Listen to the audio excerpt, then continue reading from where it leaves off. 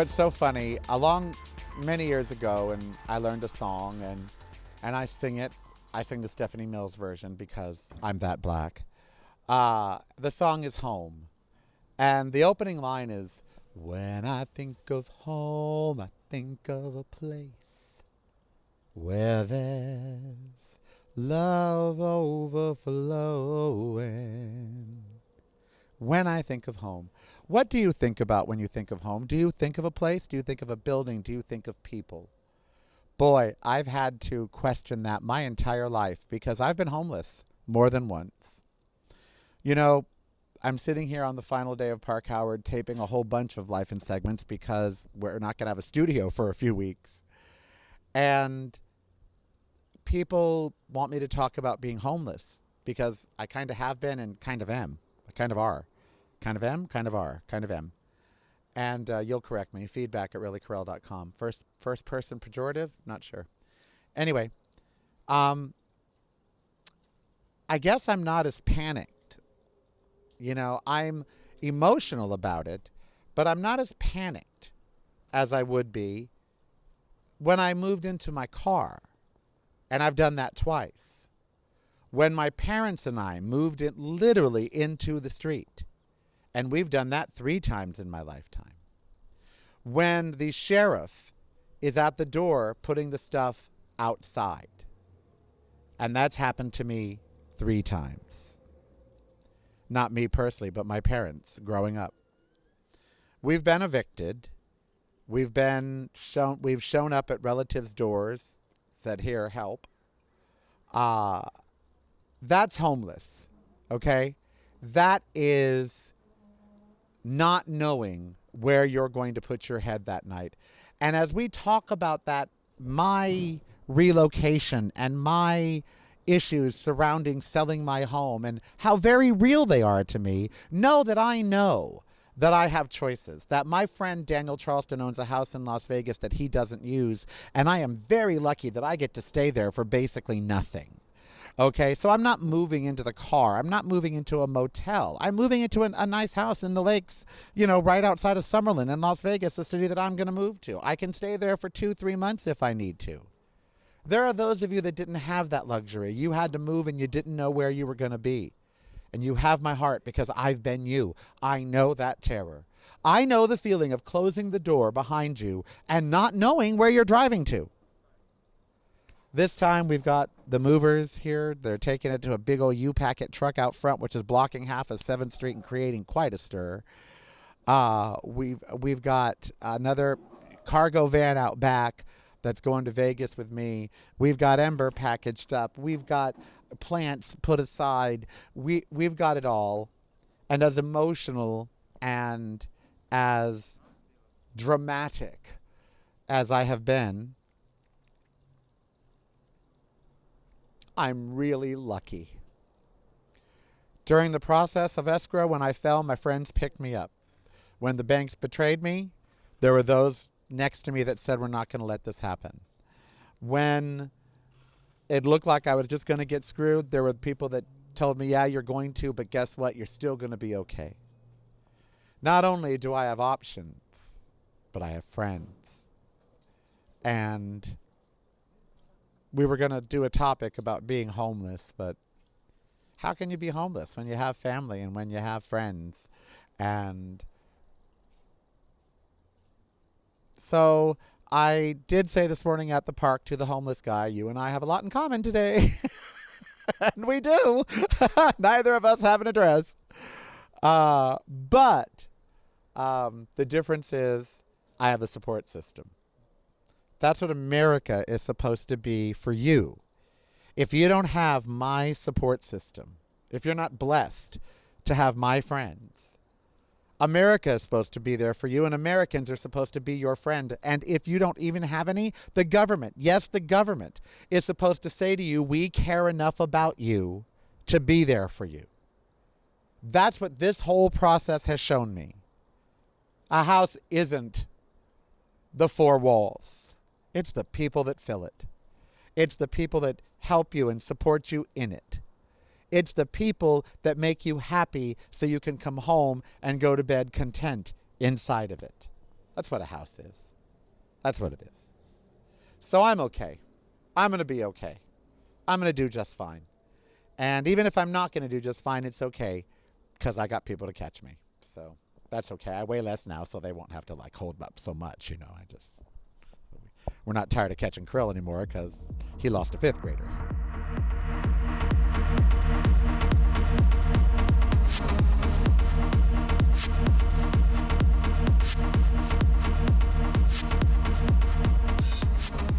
You don't know how I've thought about being ready as I sit here, these cameras rolling in this cavernous, empty room. You know, I was talking to Melissa Manchester, incredible singer-songwriter once, and I asked her about the song Midnight Blue because she sang it in her 20s. And I said, you know, when you sing it now, isn't it such a different song? And she said, of course, songs are different throughout our years. And I remember the first time I heard A House is Still a Home. A House is Not a Home, of course, a fabulous old R&B classic, and then Barbra Streisand covered it, and then Luther Vandross, or Vandross, depending upon how you want to say his name, the late Luther Vandross, did it. And I remember the lyric, you know, a chair is still a chair, even when there's no one sitting there. But a chair is not a house, and a house is not a home when there's no one there to keep you warm and no one there. A house is not a home. What makes a house a home? I've been thinking so much about that recently because if you own a home in the West Coast in particular, but in any metropolis in the United States in 2018, you are in a very interesting situation. Because if you are in Seattle or Portland, Los Angeles, Dallas, Miami, New York, or many other towns like Las Vegas, suddenly the house you owned is worth a lot more than you paid for it. And if you're over the age of 40 or 50, you're sitting at the crap table, you're up. Do you cash in? There's a housing crisis going on the West Coast. I own a house on the West Coast. I've decided to sell it. Now, selling a house, season 4, it's been all over the place because I've been all over the place. It is possibly the weirdest thing that's ever happened to me. And if you've watched the show for 4 seasons, you know, weird could be one of my names. And one of the things just out of the blue that I started doing just 3 days ago, I got a thing from Amazon that said this journal was on sale, handmade leather journal. And I guess I had looked at one, you know, because Amazon, if you ever, thank God Amazon doesn't record your porn purchase, you know, your porn viewing history, because it remembers everything and sends you little notes. And it'd be so embarrassing if you were sitting at a dinner party and it said, by the way, the Chinese girl's puking in the bathtub video is now available. You know, you wouldn't want that, okay? It just wouldn't be good. But they do send you little notes about things that you've looked at. And I guess I've been wanting to be the person that journals. But this is 2018, and who actually uses their hands to handwrite? I mean, not even Ember. No one does. We all should. If you're watching this show, a lot of you have been taking my advice about being a vegan and about doing other things. You want to switch over? Okay, my co-host is going to go lay down. Oh, thank God. How many of you have a dog? And no matter what, when they're sitting on your lap, whether your foot is sound ass asleep, whether your leg is numb, if you lost all your feeling from your waist down or whatever, if your dog is comfortable, you ain't moving the frickin' leg, okay? How many of you are that dog owner? Okay, that's me. So that's where we're at. But now I can move and I have circulation again. Let's have a fun freewheeling show this show.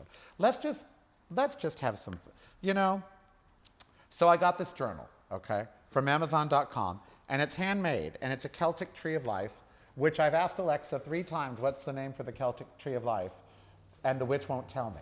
Watch, I'll do it again. Alexa, what's the name for the Celtic Tree of Life? Sorry, I'm not sure.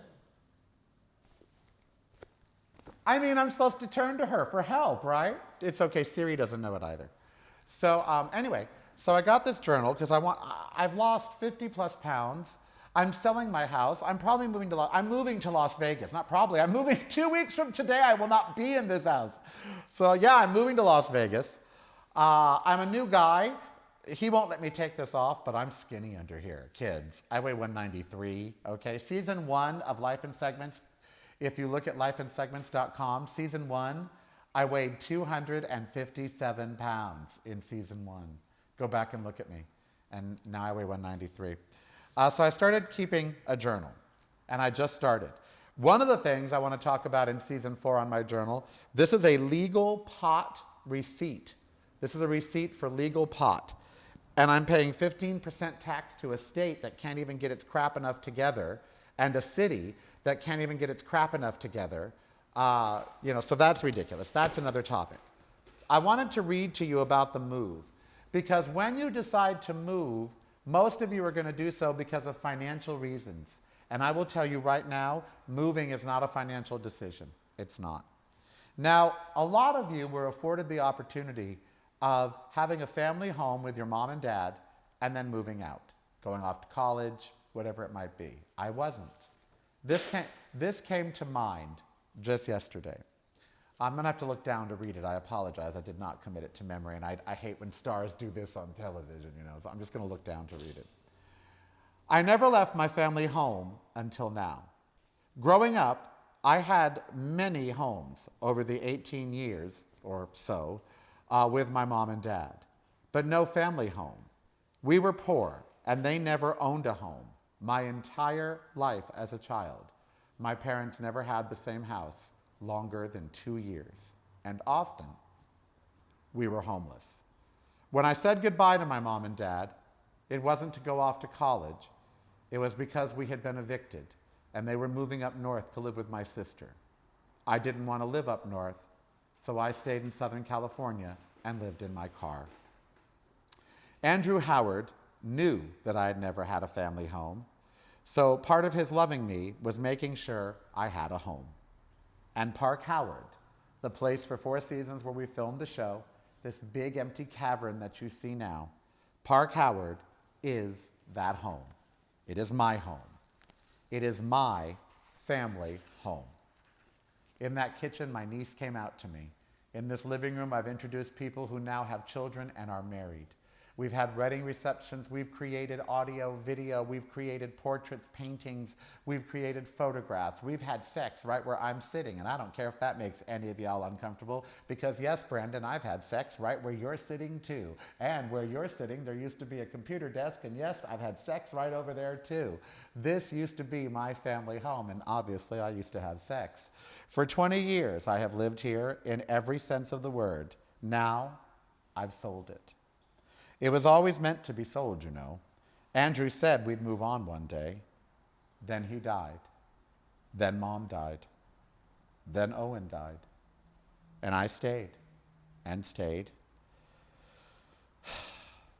And often I would live days inside the beauty and safety of this world that I and he and we and others had created, including these two who are right here in this room with me right now.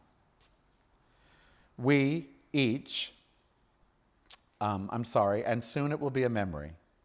We each, if lucky, spend about 18 years with mom and dad, with dog and cat and brother and sister, or grandma and grandpa or auntie, if we're lucky. We live for 5 or 10 or even 18 or 19 years in the same place. Then we fly the nest. We leave the coop. We venture out alone into an unknown world, leaving the safety and comfort of our family home. It just took me 55 years to actually do that. Now I leave behind everything that I've built as an adult. I leave the city that I have lived in for 41 years. The city that I first loved a man in. The city that I first loved a woman in. The city that I first had a life in. And for what? Well, that's the point, isn't it? I even drew it. For what? I don't know what's next. You don't know what's next. But I do know that in this Trumptonian era, we have to start take care of ourselves. It's the right thing to do to leave this house. It's just the hardest thing I've ever had to do in my life, which means it's the right thing to do. Now, I'm excited as all get out. I'm going to find a new home in a new city. I'm bringing you guys along with me. But oh my God, all the issues that come up when you sell a house. It's enough to fill up 2 seasons, let alone, just a few episodes of season 4. Escrow really is a word for hell.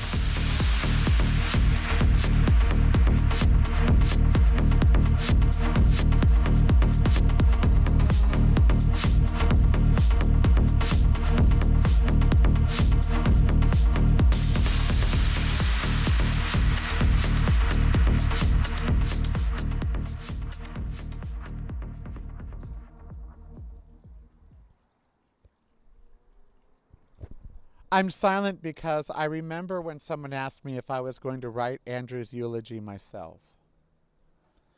And I thought, did you just hear what you asked me to do? Like, did you hear it? Did you comprehend it? I mean, I know it needed to be done, and someone needed, they needed to know if I was going to do it.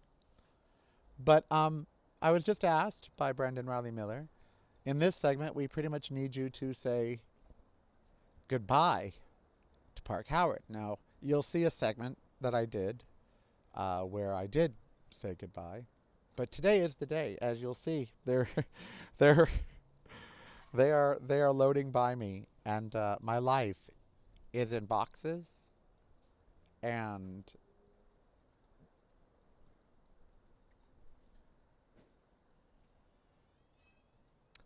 I'm Mary Richards. I'm that TV sitcom person who moves to the big city all by themselves and has to discover a new life and throw their hat in the air and sing. That's who I am. And either it'll go where I'm throwing my hat and singing in the future episodes, or where I really hate it. Say goodbye? You don't say goodbye.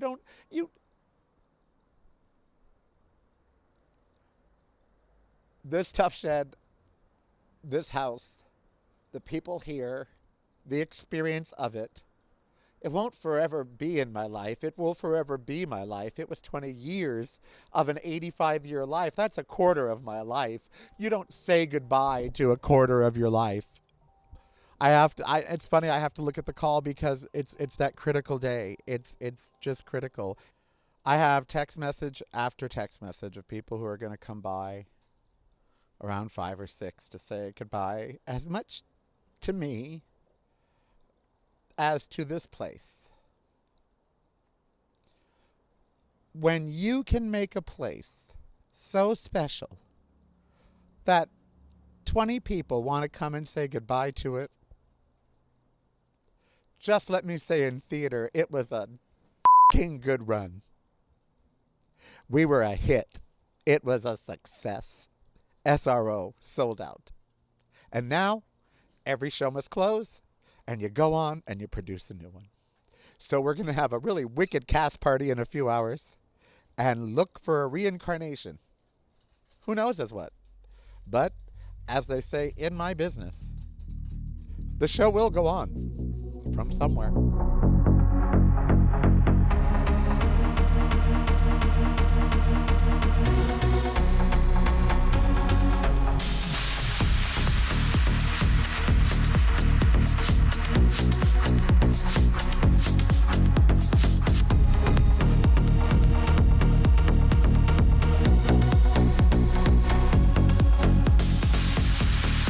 And now the end is near. I've taken down all my curtains.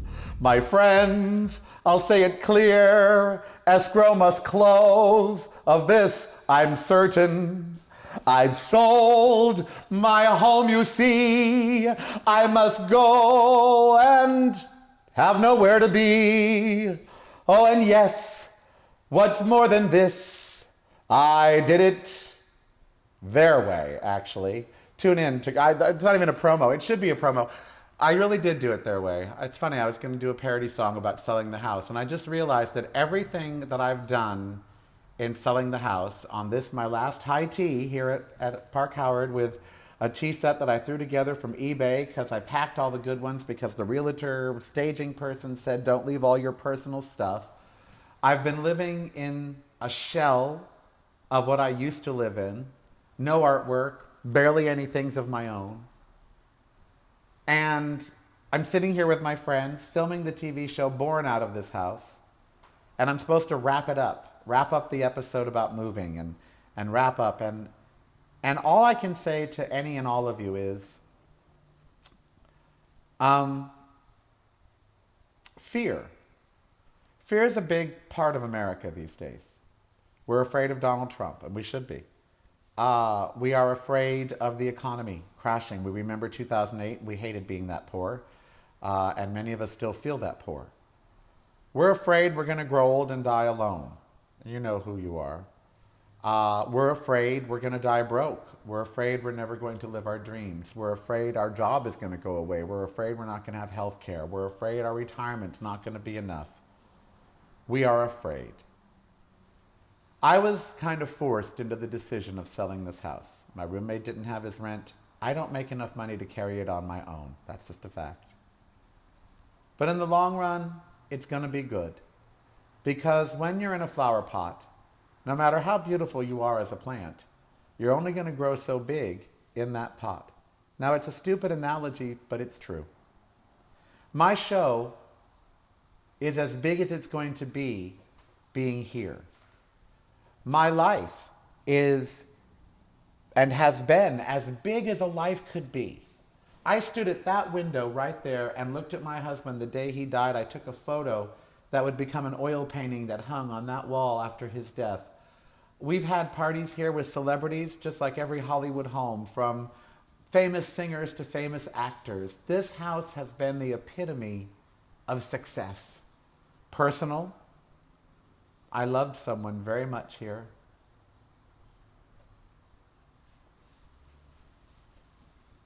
He walked out that door right there for the last time. He got sick in that bathroom over there when he was having a heart attack and no one believed him. I had to serve people food in this very dining room 3 days after he died. And then all the joy and the laughter of Christmases with nieces and nephews. Houses aren't just property and real estate and taxes and interest rates. They're homes. And countries should be that way too, you know. States, cities. I hate leaving Park Howard. I don't hate leaving Long Beach. I hate leaving Park Howard. I'm not sure I'd hate leaving the United States right now. It doesn't feel like home, does it? I know what that feels like now. I haven't felt at home. Sorry. I just haven't felt at home for a while, a couple months. And when I think about America, I haven't ever felt at home here. I've been gay my whole life, and I've been told I was different and an outsider and that I didn't belong my whole life, so it sunk in. And now, when I'm supposed to feel more American than ever, if I could become Canadian tomorrow and live there, I would. I would, and that's the truth. I would. If I had the money, I'd go. Because we've become a shame. And I'm so sick of being ashamed of my country. I was ashamed of it under Ronald Reagan. I was ashamed of it under George W. Bush. I was ashamed under George Herbert Walker Bush. I'm ashamed under Donald Trump. I'm so tired. They wanted me to feel bad because I was gay my whole life. Feel ashamed about that. Then I had to feel ashamed of my country. I want to leave all of that behind. All of it. And maybe that's what this move is about. You know? Leaving things behind. Shedding weight. So, the other day when I thought about Park Howard and my 20 years here, the only thing I could think of was thank you. Liza Minnelli has a song called It Was a Good Time. And one time on our anniversary, on our 10-year anniversary with Andrew, I played the Green Day song, I Hope You Had the Time of Your Life. Well, I'm not going to go live the rest of my life someplace else. I'm going to go live the best of my life someplace else. But I will say, I had the time of my life here. I really did. It's been a great place, and I will miss it. But there's so much more out there. This is just a little corner of the world, and just a little tiny piece of sky is visible from outside. There's so much more to see. It's time I go see it. And we will. Me and my little girl will. We'll take you along for as many seasons as we can. You're going to come with us to Vegas.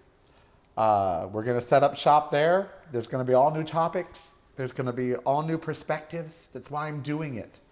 I need a new point of view, don't you? Aren't you sick of your point of view? It's time for a new one for all of us. That's what this is about. I'm forcing myself to look at the world differently. Maybe you will too with me. So goodbye, Park Howard. I say it on camera. I know I don't leave for a couple weeks, but bye. I fought really hard to keep it. I did. Boy, mortgages and modifications, and God, those horrible people that call you and they make you feel so terrible about yourself. And now I'm willfully giving it up. Life, right? I fought so hard to keep it, and then once it was mine, that's good. I don't want it anymore. I am Karel. You be who you want to be, so it didn't hurt anybody. Thanks for indulging me, for joining me for tea, for being here in my home for 4 years. Let's go find a new one.